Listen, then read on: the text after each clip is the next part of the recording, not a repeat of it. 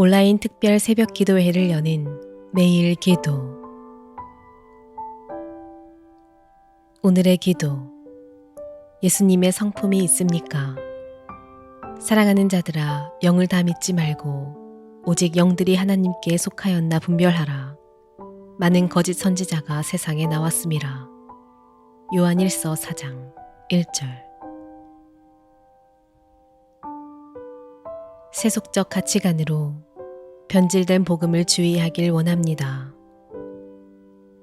복음인 구원을 통해 인간에게 소유에 묶이지 않는 자유를 맛보게 하지만 일생의 부와 건강과 행복을 복음의 열매라고 말씀하시지 않았습니다. 또한 복음인 하나님이 돌이키고 회개하는 죄인을 가리지 않고 받아주신다는 뜻밖의 긍정이지만 바라는 대로 이루어진다는 긍정적 사고는 아닙니다. 진짜와 진짜가 아닌 것을 분별하는 지혜를 주옵소서. 복음의 열매는 그리스도의 성품에서 확인할 수 있음을 깨닫습니다. 내 생각에, 내 마음에, 내 성품에, 내 인격에 그리스도의 성품이 나타나길 기도합니다. 이전에 나는 죽고 주님만 사는 거듭남이 매일 마주하는 현실이 되게 하옵소서. 가라지를 뿌려 성령의 열매를 시들게 만드는 악한 영을 물리쳐 주옵소서. 예수님의 이름으로 기도합니다. 아멘. 한 번 더 깊이 묵상하며 기도하시기 바랍니다.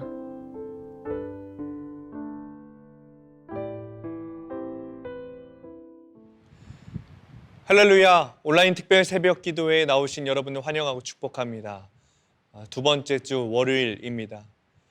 이번 주에도 우리 가운데 결코 돌아서지 않으리라는 믿음이 확신이 되고 결단되는 시간이 되기를 축원합니다. 오늘 본문 로마서 8장 14절입니다. 무릇 하나님의 영으로 인도함을 받는 사람은 곧 하나님의 아들이라. 로마서 8장의 중심 주제는 구원의 확신입니다. 바울은 8장에서 성령님이 우리 안에 거하시기 때문에 우리의 구원은 확실하다고 말합니다. 예수를 죽은 자 가운데서 살리신 이 영이 너희 안에 거하시면 그리스도 예수를 죽은 자 가운데서 살리신 이가 너희 안에 거하시는 그의 영으로 말미암아 너희 죽을 몸도 살리시리라 했습니다. 예수님이 죽음에서 부활하신 것이 분명한 사실이듯이 우리가 죽음에서 부활하게 될 것도 분명한 사실입니다. 하나님의 성령이 우리 안에 거하시기 때문입니다. 그리고 성령님은 부활의 보증인 동시에 자녀됨의 보증입니다. 바로 그것이 오늘 본문의 핵심입니다. 바울은 하나님의 영이 거하는 자, 하나님의 영으로 인도함을 받은 사람은 하나님의 자녀라고 말합니다. 우리는 이 본질적인 측면에서 하나님의 자녀는 아닙니다. 본질적인 측면에서 모든 사람은 아담의 자녀입니다. 아담은 모든 사람의 조상으로 모든 사람의 아버지입니다. 우리가 태어날 때부터 아담의 원죄를 물려받은 것이 그 증거죠. 본질상 하나님의 아들은 예수님밖에 없습니다. 그래서 예수님은 독생자, 즉 유일하신 아들입니다. 오직 예수님만 본질적으로 하나님의 아들입니다. 그렇다면 우리는 어떤 측면에서 하나님의 자녀일까요? 우리는 양자라는 측면에서 하나님의 자녀입니다. 어떤 사람은 태어나면서부터 누군가의 자녀인 반면 어떤 사람은 법적인 절차를 걸쳐 누군가의 자녀가 됩니다. 이렇게 법적인 조치를 통해 자녀가 된 사람을 양자라고 하는 거죠. 우리는 이 양자됨의 측면에서 하나님의 자녀인 거죠. 하나님은 법적인 조치를 통해 우리를 하나님의 가족으로 받아들이셨습니다. 예를 들어서 하나님께서 우리를 의롭다고 하시는 것은 일종의 법적인 조치입니다. 우리는 실제로 의롭지 않지만 하나님께서 우리를 의롭다고 선언하심으로 의롭게 되는 겁니다. 흔히 우리가 이것을 칭의라고 부르는 거죠. 양자되는 것도 마찬가지입니다. 하나님은 칭의와 마찬가지 방식으로 우리를 자녀 삼으셨습니다. 하나님은 예수님을 믿는 믿음을 보시고 우리를 양자로 받아 주십니다. 영접하는 자, 곧 그 이름을 믿는 자들에게는 하나님의 자녀가 되는 권세를 주셨으니, 요한복음 1장 12절 말씀입니다. 우리가 구원을 확신하는 근거가 여기에 있습니다. 하나님은 불변하는 분이십니다. 하나님은 자신의 뜻과 계획을 변경하지 않으십니다. 따라서 하나님과 우리의 관계도 변하지 않습니다. 우리가 지금 하나님의 자녀라면 앞으로도 영원히 하나님의 자녀입니다. 세상에서 가장 초라하고 비천할지라도 예수님을 믿는다면 하나님의 자녀입니다. 그가 세상에 어디 있든지 그는 하나님의 자녀고, 하나님의 자녀라면 하나님의 돌봄 아래 있는 겁니다. 하나님은 우리를 자녀로 보시고 자녀처럼 대하십니다. 사랑하는 성도님들, 우리는 하나님의 자녀입니다. 그래서 하나님은 우리를 특별하게 대하십니다. 하나님은 세상을 대하는 것처럼 우리를 대하시지 않습니다. 하나님은 세상 사람들과 우리를 구별하십니다. 가장 큰 구별은 하나님께서 우리를 향한 계획을 가지고 계시다는 점이에요. 히브리서 2장 10절에 이렇게 말씀하고 있습니다. 그러므로 만물이 그를 위하고 또 그로 말미암은 이가 많은 아들들을 이끌어 영광에 들어가게 하시는 이래 그들의 구원의 창시자를 고난을 통하여 온전하게 하심이 합당하도다. 하나님은 자신의 양자들이 영광에 들어가게 하려는 계획을 가지고 계십니다. 믿음으로 자신의 양자가 된 자들이 영화로운 상태에 이르게 하려는 목표를 가지고 계십니다. 그렇다면 어떤 방식으로 이 계획을 이루실까요? 바로 성령님을 통해서 하십니다. 본문 14절에 무릇 하나님의 영으로 인도함을 받는 사람은 곧 하나님의 아들이라 했습니다. 그렇다면 하나님은 어떤 방식으로 우리를 인도하실까요? 하나님은 우리의 마음과 또 무릎 그리고 발을 사용하셔서 우리를 인도하십니다. 우리는 소파에 앉아 편안히 앉아 있고 하나님께서 그 소파를 통째로 옮기시는 일은 없습니다. 예를 들어 이스라엘 민족에게 가나안 땅을 주시는 일은 하나님의 계획 안에 있었습니다. 이스라엘이 가나안을 차지하는 것은 하나님의 뜻이었습니다. 하지만 이스라엘은 가나안 땅으로 직접 걸어가야 했고 직접 칼을 들고 싸워야 했습니다. 이것은 우리의 구원에 있어서 가장 분명하게 드러납니다. 하나님은 우리를 기계적으로 구원하시지 않습니다. 하나님은 성령님을 통해서 우리를 구원하십니다. 성령님을 통해서 우리의 인격과 의지를 바꾸시는 방식으로 우리를 구원하십니다. 이것을 우리는 성령의 조명이라고 하는 거죠. 성령의 조명이란 성령의 능력에 의해서 우리의 마음과 생각이 변화되는 겁니다. 성령님의 조명을 받은 사람은 자발적으로 하나님께 순종하게 되는 거예요. 따라서 자신의 의지와 선택으로 하나님을 믿었지만 그것조차 하나님의 뜻과 계획 속에서 이루어지게 됩니다. 그러므로 우리는 불안해할 필요가 없습니다. 우리가 하나님을 떠나는 선택을 할까 두려워할 필요가 없습니다. 성령님이 우리 안에 거하신다면, 성령님이 우리를 인도하신다면 우리는 하나님을 믿지 않기로 결정할 수 없습니다. 하나님을 떠나는 것을 선택할 수 없습니다. 성령께서 내 안에 거하시기 때문에 우리는 반드시 위기를 극복합니다. 우리는 반드시 하나님의 품으로 돌아오게 됩니다. 사랑하는 성도님들, 주님의 인도하심에 따르시기 바랍니다. 주님의 인도하심을 믿으시기 바랍니다. 주님의 계획하심을 바라보시기 바랍니다. 오늘도 주님께서 주신 삶을 살아가실 때 주님 안에서 주님의 계획 그 가운데서 주님과 동행하시기를 간절히 축원합니다. 기도하겠습니다. 사랑하는 주님, 감사합니다. 성령님을 우리 안에 보내시고 주님의 인도하심을 따라 살아가게 하시니 감사합니다.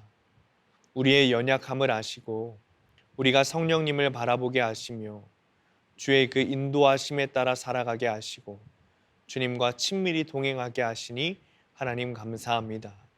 하나님, 여전히 우리는 세상 가운데 살아가며 세상의 유혹에 주님 빠지려는 연약함이 있지만 하나님, 이제는 우리 안에 계신 성령의 인도하심을 따라 삶으로 우리가 그 마귀의 계략에 노란하지 않음을 믿습니다. 하나님, 이 시간에도 우리와 함께 하셔서 나를 예배하게 하시고 나를 기도하게 하시는 주님을 바라보며 오늘 하루를 살아가는 우리의 삶에 주님과 동행하는 역사가 일어나게 하여 주옵소서. 예수님의 이름으로 기도합니다. 아멘.